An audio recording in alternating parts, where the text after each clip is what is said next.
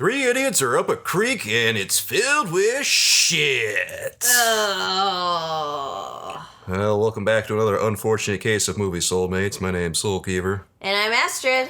And we just watched Without a Paddle, starring Seth Green, Matthew Lillard, and Dax Shepard. Yes. What a delightful cast. Oh, yeah. A movie from 2004. God. Feels like it's been such a long time since those guys were in that movie that you kind of look back and go, wow, has their career really been that long? Yes. And it turns out, yes. Yes, it has. And they've all been, I feel like, pretty successful. Yeah, Matthew Lillard, he looks really old now, but Dax Shepard still looks pretty good. I meant their careers have been successful, not their faces. Poor Matthew Lillard recently got told he could play Trump in a bioepic. Yeah, on Twitter. That was really unfortunate, but he said, you know what, I won't say no. And you know what, I hope he does it. I hope he gets to play Donald Trump in a biopic. He really took it in stride. He plays a good dick on Good Girls. Oh, yeah, I saw him on that, and I thought, man, this guy's an asshole. And, well, I guess that's just a testament to his acting. Oh, yeah. He doesn't think he's a very good actor.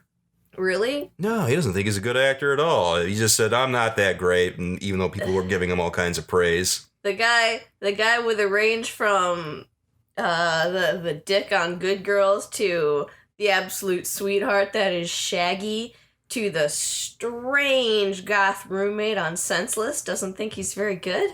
No, he doesn't think he's that great of an actor. He's got to work on his self-esteem. Yeah, I don't know what the deal with that is. I remember actually seeing him in Serial Mom from 94. At least I'm pretty sure he was in that movie. I have to take a look, but I'm pretty sure he was in that movie with Kathleen Turner. He's a delight. Yeah, he's a decent guy. So it's unfortunate that I have to rake this movie over the coals today. You do not. This movie is wonderful. Full disclosure, audience, this movie is on my shelf at home.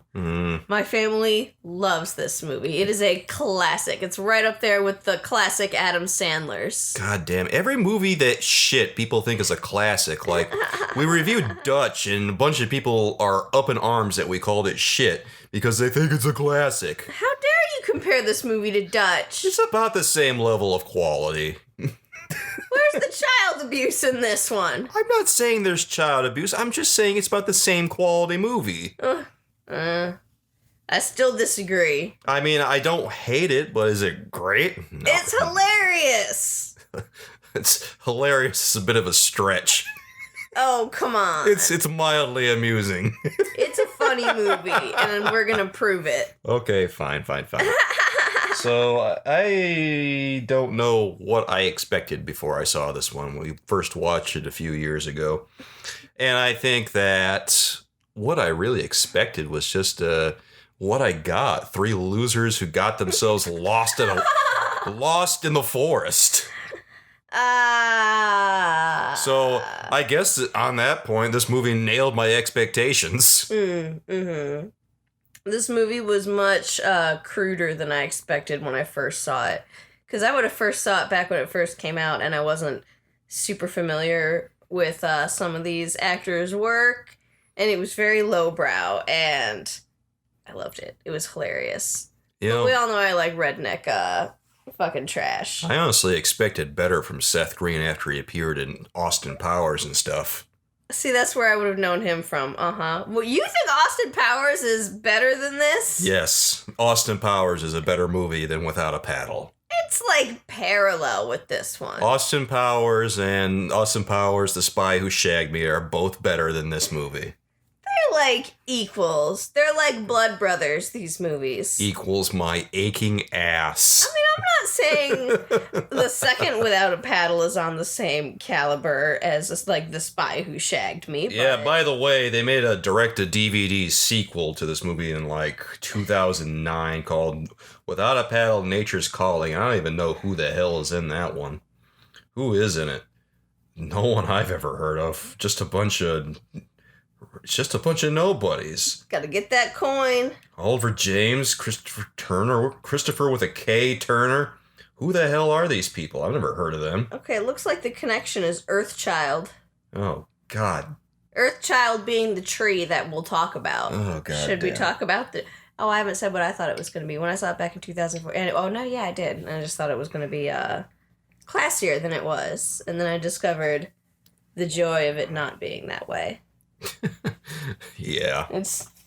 It was the original funny poop joke. The original funny poop joke? In my life. There was some poop in this movie. There was actually a few bits of poop in this movie. Yep.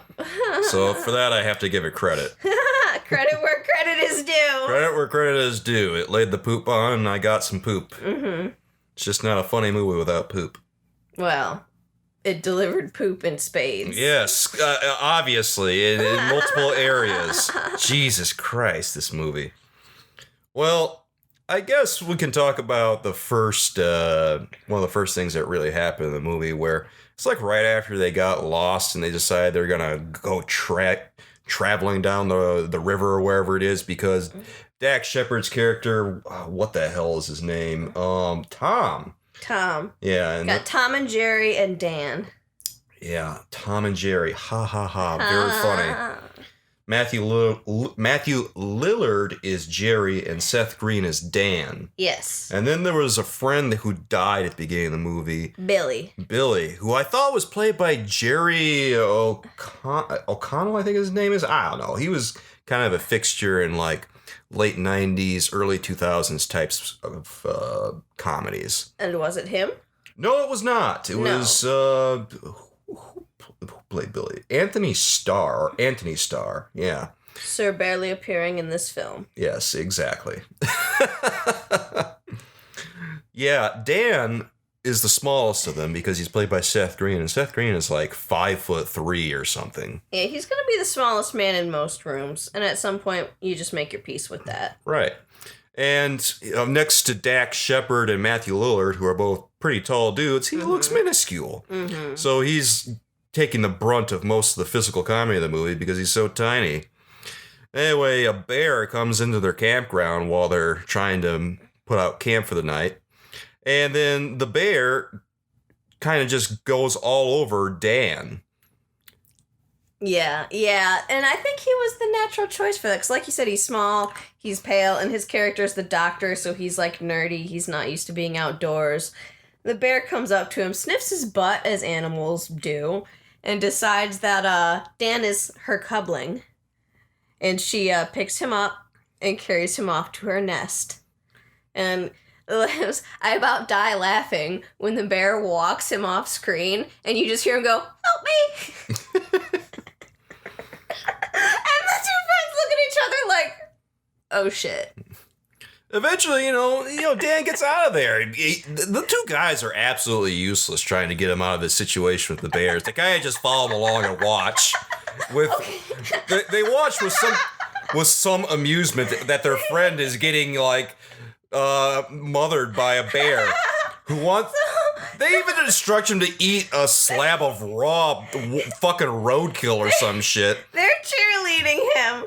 The bear comes back with this disgusting meat, like clearly torn off of, I don't know, whatever the woodland version of like a gazelle is. I don't know, a deer. It looked like the bear gave him a raccoon or something. It was like a rotting carcass, yes. And he pretends, and they're like, he wants you to eat it. And so Dan brings it up to his mouth like I would do with my dog if I'm trying to get her to eat something she doesn't want, like, tasty. Yeah, it's not fooling the bear at all. No, the bear scruffs on the ground and roars. And they're like, no, Dan, you have to really eat it. And then they break it down. They go, put it in your mouth and bite down. Now chew and swallow. Like they're walking him through it. And poor Dan is just crying. And he bites, he's got it in his mouth. And he's like gagging. It was the funniest goddamn. And then that satisfied the bear. The bear went off to get him some more food. Mm-hmm. And that's when they escaped. I guess I don't even know what the plan here for the bear was. Did the bear want him to hibernate with her? Yes, and when bears hibernate, they've got that particular hibernation preparedness diet that gets like that cork going up in their butt. Yeah. So that they can blow it all out come spring. He's like, this little coupling is too skinny to make it through winter. I must fatten him up. He runs away, and these idiots go back to their campground, and what do? They go up into a tree, which probably wasn't the best plan, because I'm pretty sure bears can climb trees. Bears are excellent climbers. So I'm kind of surprised that the bear didn't follow them up there. I don't think the bear knew they were up there. Well, that's probably the only reason they got away. Yeah. The bear decided to ransack their camp and eat everything. Yeah. I think if they'd picked a different tree, the bear would have known they were up there. But I think because they picked the one on their campsite where everything already smells like them, Yeah. that they weren't noticed. But yeah, that was a terrible plan, sleeping in the tree. They super can climb trees. Mm-hmm. My friend's plan, if he ever gets chased by a bear, is that he's going to climb a tree but pick a skinny branch and shimmy out as far as he can onto the skinniest branch that will support his weight, because then it won't support the bear's weight, and the bear won't follow him.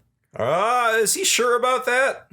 He's not, but it's the best plan he has if he encounters a bear, and he figures if the bear does try and breaks the branch, well then now he's on the ground and the bear's in the tree, and he's got another head start. Okay, well, let's assume he doesn't break his neck first. Well, yeah. It's like a best-case scenario plan. Yeah, well, I also found out he used to do backflips off his roof as a kid, so I'm not sure much scares this guy. Jesus Christ. Why didn't he become a professional wrestler? I don't know! If doing backflips off his roof is what gets him off, why not just do it in the ring for a few bucks? Right, he used to do backflips off his roof. He used to climb the under parts of those bridges and take home the little fledgling pigeons. It's too bad he's too old to do anything with that talent now. Right. Talent. Just jumping into things head first is probably more what it is. Right. Some stuntman shit right there. Yep. Wild. Him and his brother. He said he used to do that. Yeah. So, yeah, the bear was kind of a big roadblock for these guys, especially since the bear ate Dan's phone. And so we're hearing that Indiana Jones ringtone that's on his phone for most of the movie, because these guys are kind of, well, they're dweebs. Yes. Think like Jurassic Park, where when you hear the phone and then you know the dinosaur's close. Yeah. Because when the bear ransacks the campsite, it eats his phone. And it's this fancy phone that was fancy back in 2004, so it's still a flip phone. It was a satellite phone. It works everywhere. Yeah, man. It's a big deal back in 2004. This was top of the line. I mean, it still worked inside of a bear, so that is actually kind of impressive. I'm not sure my phone would still get reception inside of a bear. That is actually really impressive. Unfortunately, the bear also sounds like the main theme from Indiana Jones every time it comes close. And also, who the hell is calling? I don't know. They never do establish that, do they? Yeah. Is there someone who cares about Dan that we don't know about? Because earlier in the movie, we see Dan is trying to establish a relationship with his nurse. Mm-hmm. And he says to himself in the mirror, "Why don't you just ask her out, idiot?"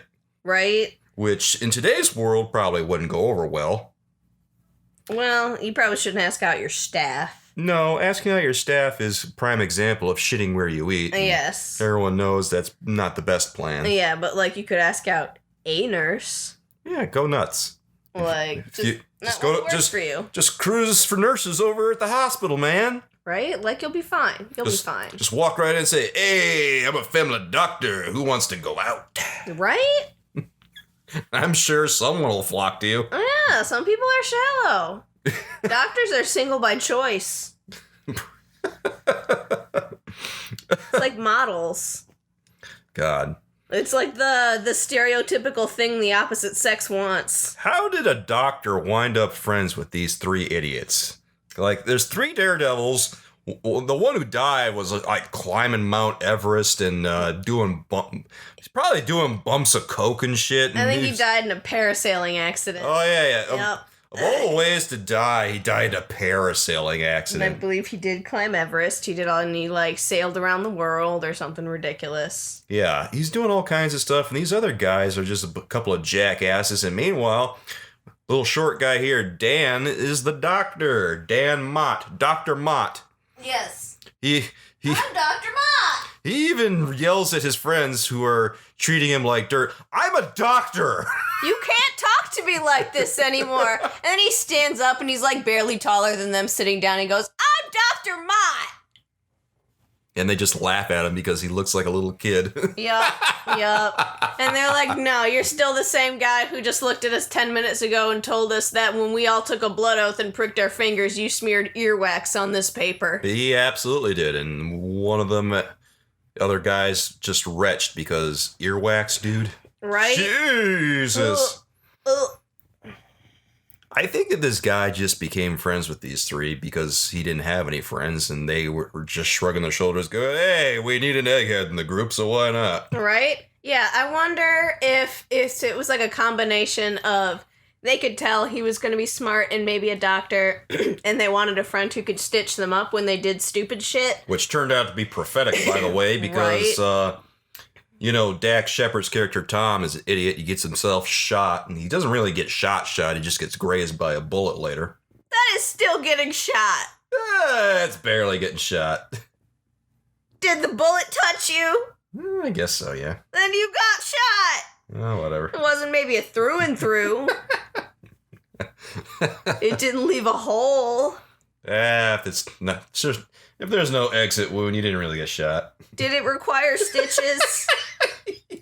Yeah. Also, wait a minute. There are people who get shot and the bullet doesn't exit the body. It's still getting shot. What? There's so much. You're calling this movie dumb and you say that? Yeah. Took you a couple of minutes there to pick up on that. Oh my God. Oh boy. My other theory is that they adopted the egghead because they like to do all these stunts and they figure he's going to be the practical one who can help them figure out how to make them happen. Oh, yeah. Be like, say, we want to build this giant skateboard ramp and, bike off of it or whatever the hell. Like, he's going to be the little mechanical engineer one who's going to be able to help them physically build it. Oh, I guess that's a good point. Right? Because, look at their little pirate flag on their little treehouse. Yeah. That was stitched. How many little boys do you know that know how to sew? Not many.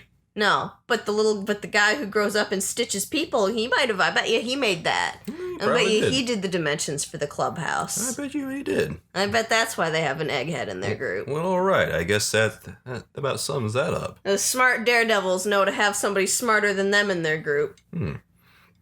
Also, he'll tell them when they're actually going to die. Indeed. Be like, Indeed, yes. Guys, I know I let you do a lot of stuff, and I always say you're going to die, but this time, really, if you do it, you're going to fucking die. I really think that the two of these guys didn't really have jobs, did they? No. I'm not sure if Matthew Lillard's character, Jerry, even had a job.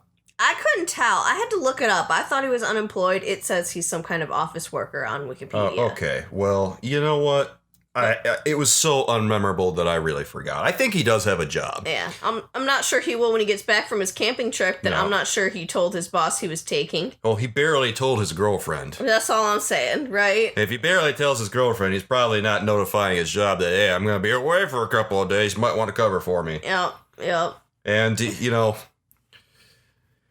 even if he has a job, it's not a very memorable one because I just can't remember it. But Tom doesn't have a job at all. He claims he sells motorcycles making like $12,000 a month or something. Yeah, and that was bullshit. $12,000 a month. That'd be earning good money. He was just selling his stuff. He's earning like maybe $12 a month. Yeah, he was just slowly selling everything he owned and probably some plasma. Ugh. And I don't know how, because he says he's on parole. And generally, one of the conditions of parole is that you be employed. Mm-hmm. Especially because it's not like he was like a person of retirement age. He's like a young guy. Well, maybe he's just bullshitting somehow. Right? Yeah. I don't know what his parole officer thinks he's up to. Is he still on parole at this point? Oh, I thought he said he was. Yeah, Or no, it was the last summer he couldn't, because that's why they couldn't take the trip. Yeah. No, that was because he was detained in Mexico. It was when Billy went away. Okay. Billy went away and said he'd contact him as soon as he got off of parole or whatever. All right. I don't remember it saying anything about him still being on parole. Okay. So then he could get away with just being a lazy bum. Yeah, because who gives a shit? Yeah. Okay. Later on, the only thing we saw him doing was sleeping with a couple of chicks, or sleeping with one chick and then trying to sleep with her partner. Right? And how that was working, I don't know. How that was working, I don't know. He just managed to get in with the one chick, and he tried to get in with the other, who I guess was not into that whole scene. I don't think she was. I think she might have just been girls only. I'm not sure that was the reason why she wasn't into him. Why do men assume that? Oh, she didn't like me. She must only like vagina. She was probably just angry that her partner was cheating on her. Probably, yes. But also, damn, why him? Why he can't even take you to McDonald's? He can't even split some French fries with you because he can't afford French fries. So What's the point? I'm not sure how he's driving his motorcycle around. He probably bummed gas off that girl before he ran out of their house. He probably got his ass kicked and then asked the girl who kicked his ass for gas money. Right? So, I don't know how this guy's getting laid. Like, he's attractive. He is. But he's a loser. Yeah. As soon as he opens his mouth, you know he's an idiot. He gets shot by these pot farmers, you know? Yes! Okay, shot. I'm glad to see you saying he got shot. He barely got shot. He got baby shot by a couple of pot farmers who are hell-bent on killing the three of them because they discovered their pot farm out in the middle of the wilderness. Yes, and then also tried to take a bag. Yeah, they tried to just take a bag from the barn, like a whole, kilo or some shit. Mm-hmm. So they're, trying to find, after, they escape the bear, and then their canoe goes over a waterfall and breaks. They're trying to, find somebody in civilization so that they can call for help, because there's no way they're going to be able to walk back. And they're thinking they're going to knock on these guys' door, and then they look inside, and they notice that they're just crazy hillbillies. The one guy's got this big fish on, a tree stump of a table with his axe. He chops its head off, and then he picks up its fish body and starts yelling at it. You can't talk no more because you ain't got a head. Yeah, not so tough anymore without a head because you don't have one because I cut it off. And previously they noticed these guys out on a boat throwing dynamite into the water to blow up the fish. Right, which I'm not sure. It's illegal, I'm pretty sure. I'm not sure how that works. I don't think the fuse goes out with some dynamite like that, with some explosives. It's a terrible idea. When you throw it in the water. Mm. So it goes down there and the concussive blast just takes out the fish. Oh, knocks him out. Well, it probably kills him with the force, too. Mm.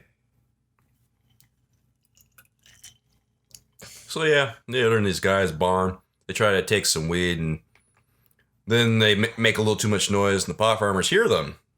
Yes. So they come to the barn, and they're just asking, "What are you doing here?" Right? And then, it's real obvious, because they got a bag of weed in their hands. Yeah, Tom is holding this, laundry bag-sized bag of weed in his hand. And they get real mad real fast. "You're trying to steal our weed?" Right? And they're like,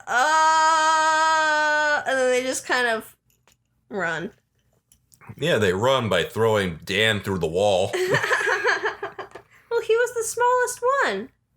Yeah, but why him? It's always him getting thrown around. Is Dan going to be able to help pick up one of the others?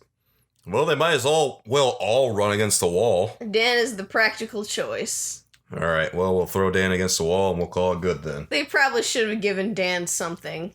Or they maybe could have used a ramrod, but Dan was the Dan rod. Yeah, poor Dan.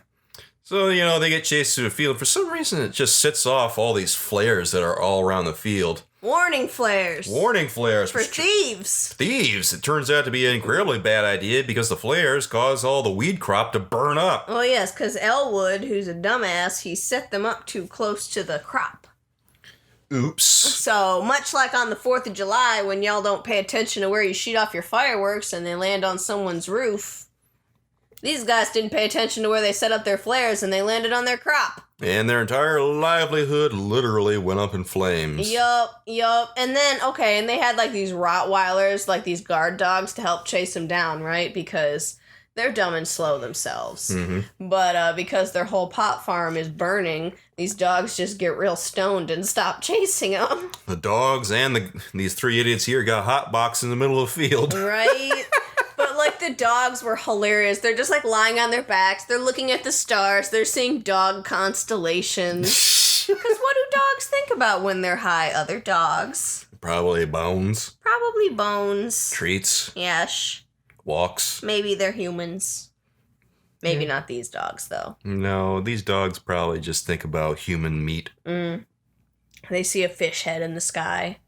Because Elwood, when he cuts off the fish heads, he feeds them to the dogs. So there are lots of nutrients in these fish heads. Lots of parasites, maybe. Right? You should never eat the head of a wild animal. Good God, don't give that to the dog. The dog's going to get some kind of disease from eating that, man. Ugh. Maybe it wasn't hallucinating because of the pot. Ugh. It was hallucinating from the brain worms. Ugh. Poor doggy. It was nice knowing you. Wow. Not even going to take it to the vet, huh? You think these guys can afford vet bills? Oh, no. They probably did exactly what you did. Probably. They're not going to take the dog to the vet. They Joe Exotic those animals. There ain't a vet around here for miles. Actually, that is a problem in the South. Yeah. There's no vets and there's not enough shelters, and the ones that they do have are awful. Yeah. These pot farmers chase these guys all the way across the forest, and they make it all the way to this tree house that's in the middle of the forest, run by these hippie girls who call it like the Earth Child. Oh yeah, the Earth Child. Earth Child is the name of the tree. And I'm honestly not sure what these hippie girls were doing out there, but they're in a tree and they let the three guys up there. They're fighting the loggers. Oh, they're fighting the loggers. Okay. Remember when they get there because they're like, are you with the logging company? Fuck you. And they're like, no, we're not with the logging company. And they're like, oh, then peace. And they're like, yeah, peace. Can we come up? And they throw down their ladder. Yeah, and that was really easy to get invited up into that treehouse. Well, because they're hippies. They're all about free love and community living. Yeah. Well, they share their food with them. They share their radio with them. And they share their upstairs poop deck with them. Oh, yes, absolutely. And they also share their hairy legs. And we find out that these girls like to use their feet as hands. It's the second pair of hands. Oh, it's so weird. SoulKeever, may I pass you a pencil with my toes? Please don't. Here, let me check something on my phone. Yeah, that's not going to work very well at all. This is going to take me a minute. This looks like you're just... Wait a minute. Yeah, you're just gonna keep playing with the handling your phone with your feet, huh? I'm gonna give it a shot. Oh, what if someone... Okay, you know how some phones have those fingerprint IDs? What if these ladies... I know this is like 2004, but in the future, these ladies, when they're like... Green Network sends them their next batch of supplies, they send them a smartphone, and the fingerprint ID, they use a toe print. It wouldn't be that far-fetched, I guess. If you can use a thumbprint, I guess you can use a big toe print. They're really just a second pair of hands. Yes, I know. A pair of hands that you walk on constantly. So they're feeding them, and they offer Dan, Seth Green's character, a massage. And he's like all wrapped up in his blankie because I think he's mostly nakes underneath because their clothes are drying. Yeah, they offer to get him like some dry clothes and stuff, and these guys, you know, they're just completely naked. They strip down very quickly at the suggestion of getting them some dry clothes and stuff. Oh yeah. And also they when they introduced themselves, the ladies were like, "And what's your forest name?" Because their names are Flower and Butterfly. And so they say the one, Tom says Jerry's name is Slug. And then he gives himself the name Mighty Oak. Mighty Oak. And Dan calls himself Condor. So they're like, Condor, you want a massage? I give a great massage. And he's like, oh, I don't like being touched, but I'm a doctor. I normally do the touching. I'm told I give a great calf massage. I'd be happy to give you one if you take off those leg warmers. And she lifts her leg, and it's not really a leg warmer. Yeah. She's like, leg warmer, and he's like, stockings, leggings, and what are they? And she picks up her foot. I'm all natural. And it's just like a dude's leg that they show. It's just like long, like strawberry blonde leg hair. Ugh. Literally the close-up shot that they do just looks like a dude's leg and foot. I'm not sure it was. I think it was a hairy leg lady. No, I think that was a dude's leg that they showed in the close-up. Oh yeah? Yeah. I'd put down $5 that was her real leg. It was a little too beefy. Maybe. Maybe she just has buff calves from always using them like hands. Maybe. Let me check it. No, I spill all over myself. If I wasn't wearing white, I would try drinking my coffee with my foot right now. Please don't. You would just waste it all. It would be just a waste of good coffee. It's a little warm for that right now. It's too stupid to bother. These guys don't last long in the tree because... The pot farmers find them. Yeah, the pot farmers find them because the hippie girls radio in for... Help. For some help for these guys, and the message is intercepted by the pot farmers. Yeah. And they should have taken the hint when they're like, "Oh, what's your location?" And she's like, "I'm 2 miles south of whatever in a big oak called Earthchild." And the guy just goes, "Up a tree, got it." And that's not really something the ranger would say. No, it's very suspicious the way that he phrased that, and it probably should have been a red flag to all these guys. But I don't think these three are too bright. I don't think they are either. They don't pick up on these things like that. No, they don't. And they don't haul ass until the guys get there and they start trying to cut down the Earthchild. Earthchild. What a weird name for a tree. It's a child of the earth. I guess it's just dumb. We're all earth children. Pretty quickly, Dan is not so infatuated with his nurse anymore, and instead he wants to go for one of the hippie girls. I forget whether it's Flower or Butterfly, but I guess... I think it's Flower. Is it Flower? Yeah, it's probably Flower. Yeah, it's Flower. Told you I love this movie. Yes, I know you love this movie. They haul ass, and they finally run up in the mountain a little bit further. And I don't think they've even gotten any new clothes yet, have they? I think they're running around in their underwear. Yeah, they're running around in their skivs. Because the Earth girls never got a chance to get them any new clothes. Right.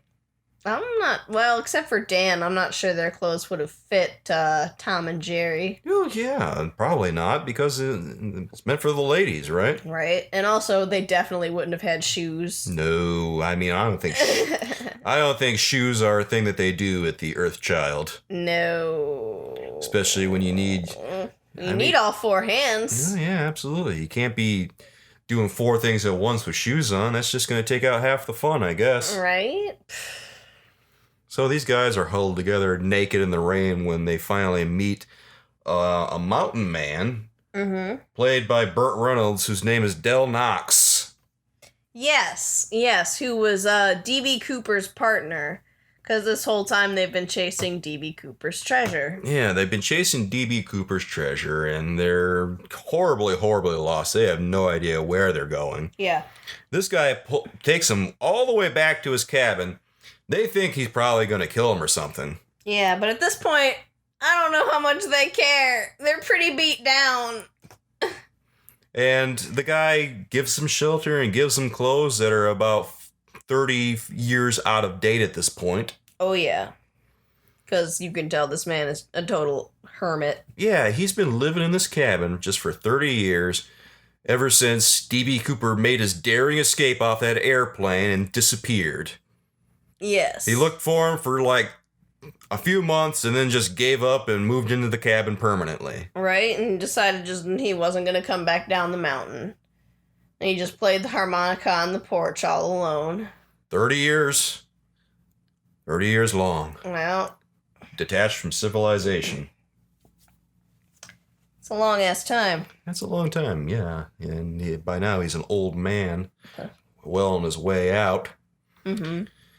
And, these guys, after they leave the cabin, because guess what? The hunters find them again, the pot farmers. Yes. They start running, and they eventually run into DB's treasure. Yes, when they go through that, hole. And they're in kind of like a little pit cave in the ground. They actually do find D.B. Cooper. Yes. He's down there. His bones is there. His bones are there. He's got all of his money. Well, his money is burned, actually, at this point, because D.B. Cooper, he landed in the hole, probably broke his legs from the landing. Yes.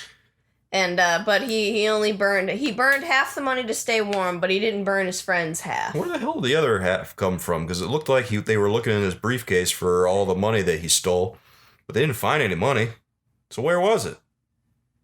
I think it was like on the other side of the cave or something. They found it at one point because they were like, oh, why didn't he burn this half? And then Jerry realized he couldn't because it was Dell's share. No, they didn't find it till Dell gave it to them. Oh, maybe he found the money, but not his body then. Or did they both parachute down and just DB got lost? Oh, hell, I don't know. I think it was only DB Cooper who got lost. It's one of the big plot holes here. Where the hell did Dell get the money? He didn't know where the money was. He didn't know where DB Cooper was. So and then he just gives them a few $100,000 or something. How's he? Well, there was no money there. He had his bones at the end, so he obviously at some point found that site. So maybe he searched around there and it was somewhere else in the cave. All right, so I guess he just found the money and he gave it to them, which is fine. Yeah. Because he's got that knee slapper at the end about how you should always carry your friends close to you. And the guy goes, yeah, in your heart. And he's like, or on your back. Got his bones in my satchel. Gonna give him a proper burial. Yeah. Yeah. Well, I guess now's about the time where we should run into our Amazon reviews. All right. And while you do that, I'm just going to take a second to go back to Mama Bear and note how you told me about this bear's rather impressive resume. Yeah, the bear, appeared in a bunch of different movies. It appeared in We Bought a Zoo. It appeared in... Dr. Dolittle. Yeah, Dr. Dolittle. It appeared in Dr. Dolittle 2, which is still, a big-ish movie. It appeared in Unfinished Life. It appeared in Evan Almighty, Into the Wild, Zookeeper, with Kevin James, and then Friends for Life. I don't even remember that movie, but I guess it's a movie. And then he appeared in Did You Hear About the Morgans, which is really unfortunate for this bear's career. Well, luckily, its career seems to have survived, because that was halfway through.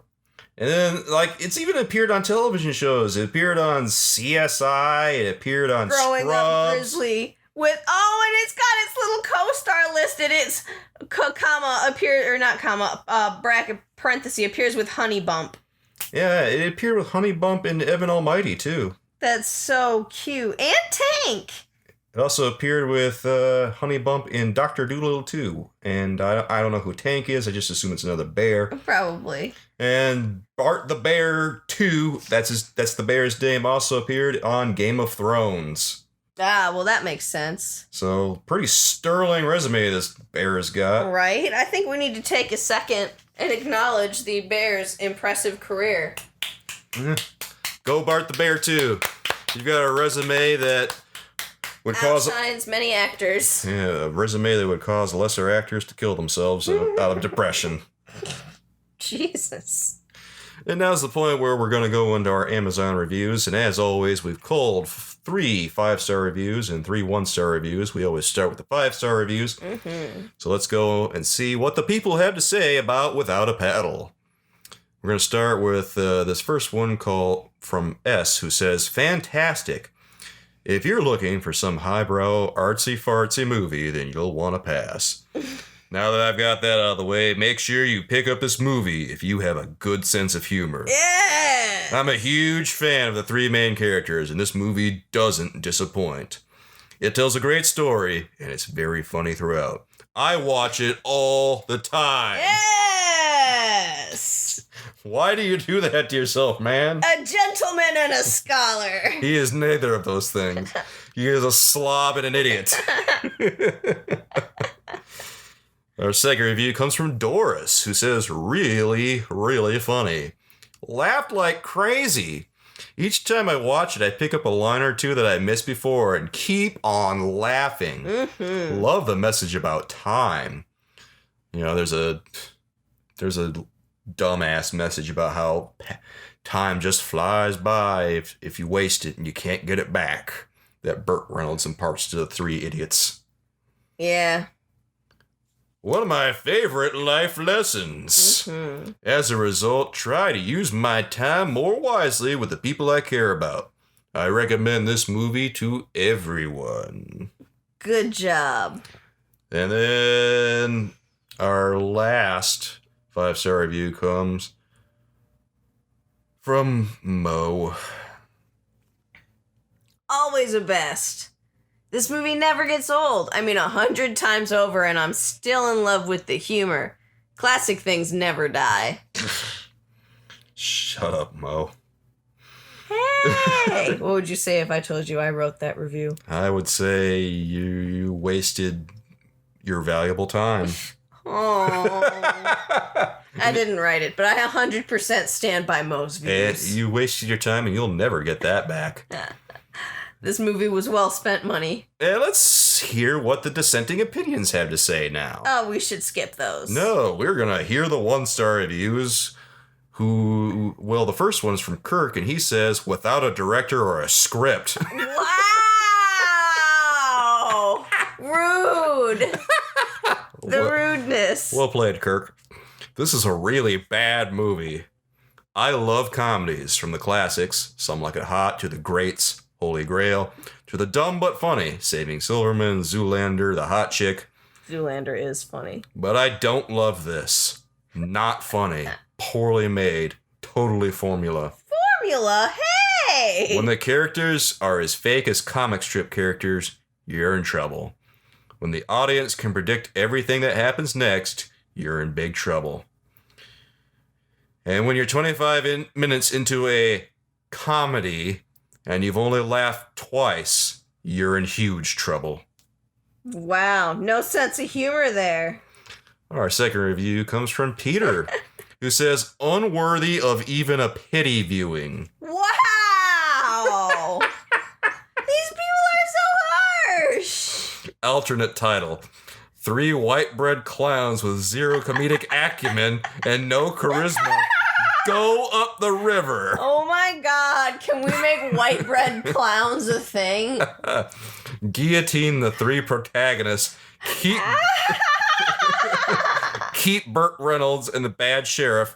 Rewrite the script around them, and you'd have a 3-star picture. Jesus! These people are so mean. Oh, wow. Our last 1-star review comes from Michael, who says, one of the very worst. Pure garbage. I am writing this review because I just watched the movie in question, and I now have pent-up feelings of resentment and vengefulness for everyone involved in the production of the film. I went into the experience open and excited. I had previously gained trust for all 3 of the main characters from their other roles, and I was expecting a pleasantly fun and entertaining picture. Instead, I found a horrifically disappointing piece of trash with only one funny moment. Thank you for putting broken glass where my kids play.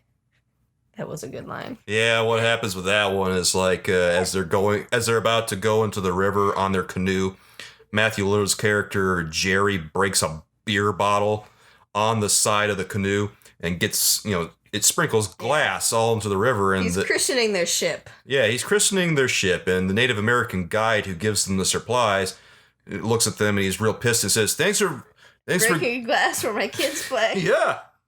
So he's mad at these guys already. And he calls them idiots who are going to get themselves killed. Right. And he says, at least there's a tracker on the boat, so when you finally die, we're going to get our boat back. Yep. If you've seen it, you know. If you haven't, please do yourself a favor and rent or buy some other movie. Please. I wish I could have my 1.5 hours back.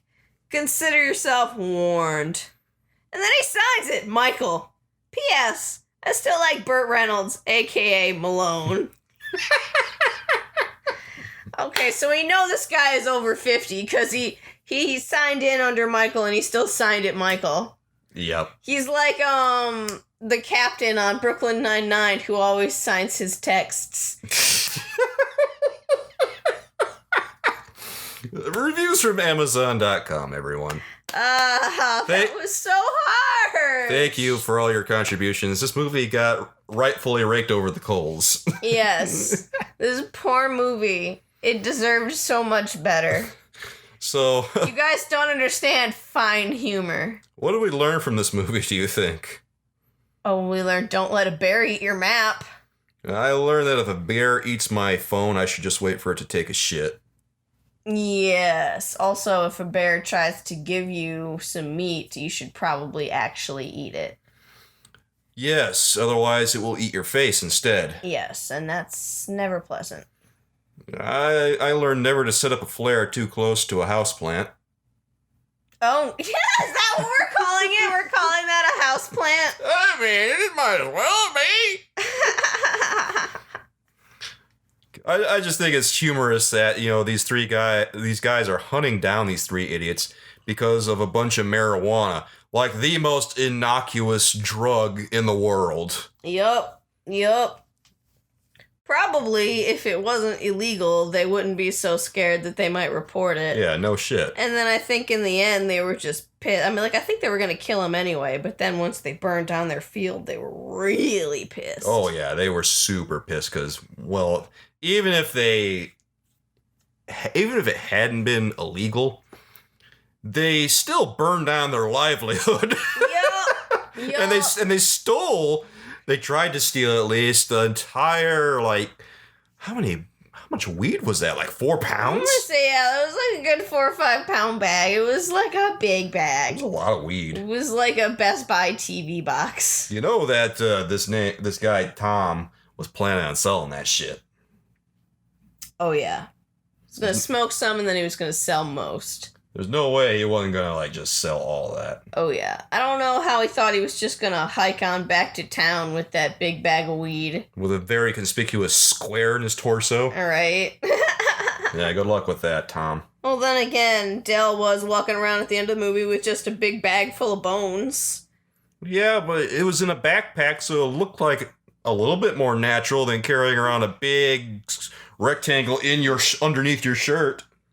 Yeah, a little bit, but wasn't really a backpack, because I feel like it was just a tarp with some straps. It was still a bag. No one's going to raise their eyebrow at a bag that you're carrying on your back. Yeah, I guess. He just looks like a homeless hermit. Yeah. A homeless hermit with some bones on him. Yeah, but nobody knows there's bones in there. Yeah. But if he gets stopped for quote-unquote vagrancy, he'll be in trouble. He'll most likely just go to jail for that. I learned that if I don't want money, I should definitely give my fortune to the gambler in the group. Well, he did need it. How was he going to gamble a new fortune without any money to start? I can't believe that they get this money from this Dell guy, and the first thing they do is give the money to the guy who's got the gambling addiction. Right? And it's not like he ever addresses it. He just, like, when he finally decides to stop lying, he's like, yeah, I was at poker, and then I lost some money, and I tried to make it back on the horses, and then I lost even more money, and now I'm in debt, and, like, this and that. You know, they should probably just give it to Dan for safekeeping. Right? Because they're a couple of dipshits. Maybe after, he does a couple of months in, Gambling Anonymous, we'll talk. Oh, I also learned that if my relationship with my girlfriend is going nuclear, then I should propose. Oh yeah, that's wise advice. That'll fix everything. That's what my mom calls the shut the hell up ring. If my relationship goes nuclear, I'll propose and then disappear on a road trip for like a week. Yes. Because according to this movie, that works dandy. Oh yeah, Because even if she's moving out back into her mom's and things are totally done, as long as you just leave a voicemail that cheesily says that you're trying to get your girlfriend back, that's what's going to melt her heart. Oh, We're man. suckers for that. I know all the moves now. It's courtesy of Without a Paddle. Mm-hmm. We're suckers for men wanting to propose and have babies and be responsible. Yeah. Oh, my pussy's wet. Wow. Oh, God, nobody's having babies anymore. Screw that noise. No, I actually do know several people who had babies during the pandemic, and I don't understand it. Well, they are damn foolish then. Uh-huh. Good luck with that. Life lessons from Without a Paddle, everyone. Classics. So, what would you rate this movie? I would rate it one enormous bear shit. Oh, God. A body bag on my back. And 4 extremely hairy legs and 8 pairs of hands. Oh, God, that's a pretty good rating. I don't know how to compete with that. I would give this, let me see here. I would give this, paper baggies full of poo. Ooh! I would give this, broken glass in the river. Oh, wow. And I would give it, 1 stitched up arm. And you claim you don't like this movie. Obviously you do. I don't know that I would say go ahead and watch it because you might have some laughs, but it's also not going to be the funniest thing ever. I would say shut your whore mouth. This movie is hilarious. And you're going to piss yourself, so wear a Huggies. It's okay. It's hilarious. You're the worst. You're the worst. You come here, you show me your bullshit. You make me watch The Goonies. You make me watch... I never made you watch The Goonies. Spookies. What'd you make me watch? You made me watch, was it the Garbage Pail Kids? Yeah. The fucking Garbage Pail Kids, that gross out bullshit. You bought me the Garbage Pail Kids, you asshole. We never finished watching it, by the way. And then you got... Yeah, because I sat in shit. Because my dog had problems Well, that's day. your dog's fault and your fault. It was funny, though, because it happened at the same time that the kids sat in shit. Oh, well, yeah, that's a good story. God damn it. Yeah, she sat in shit right as we were watching the Garbage Pail Kids, and one of the characters sat in shit. Yep. And that was the end of watching the Garbage Pail Kids. And that was like 4 years ago. And then I quietly got rid of the movie, so you can't watch it again. What do you mean you got rid of it? I'm kidding. Where the hell is it? Where'd you put it? I've been looking for that movie.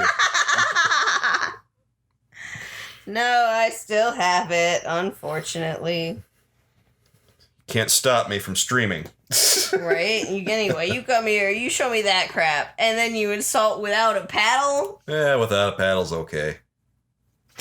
You're the worst. I know. You're the worst. This movie is amazing. You should definitely watch it. Go nuts, guys. You'll have some fun. Well, for our next video, I believe, or next movie that we're going to watch, I think we're going to watch Joe Dirt. Yes! More hillbilly trash! Oh, God. I don't even know if Joe Dirt is streaming anywhere, but we're going to see if we can find it. We'll try and find it. Should we have a backup in case we can't? Yeah, we should probably have a backup, because I don't know if Joe Dirt is showing anywhere. But if not, we'll watch something else. Okay. There's always something else available. There's plenty of trash everywhere, right? Yeah. There is no lack of trash. Trash. Where did this movie come out? 2001? And I think I saw it when it came out, so I probably saw it in like the 6th grade. I've never even seen the whole movie. Really? It has poop humor. I've only seen bits and pieces of Joe Dirt. You're gonna love it. I'm sure I will. And I'll probably want to put my head through a wall after it's over. The saddest part of the movie is when the dog gets his nuts stuck to the porch. Aww. Because they froze. Oh, that's terrible. But he doesn't get hurt. They help him. Okay, well, that's good at least. Mm-hmm. But that's the hardest part to watch for me. That's the hardest part, huh? Yes! When they're trying to get that poor dog's nuts off the porch. Oh, my God. It really left an impression on, like, 11-year-old me. Clearly. Well, guys, I want to thank you for listening. I hope you enjoyed this.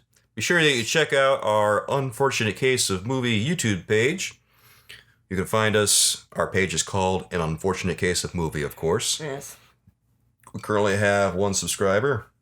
Hopefully that grows pretty soon. Yes! And be sure to check us out on Spotify. Again, Unfortunate Case of Movie. If you want to follow our Twitter account, we tweet about movies all the time, and occasionally Astrid will post screenshots of movies that we watch online, and I retweet those on our main account. Mm-hmm. You can follow us at Case of Movie on Twitter. And then if you want to follow our personal accounts, you can find Astrid at Angry Astrid. And what was the one I did recently? Eurovision. Yeah, we rewatched Eurovision.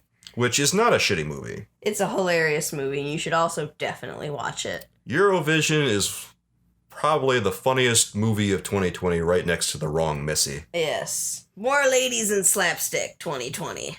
I mean, those two movies are so damn funny. Uh-huh. What the hell? Talk about a movie that you should wear a Huggies when you're going to watch. I mean, the first time I watched The Wrong Missy, I was dying.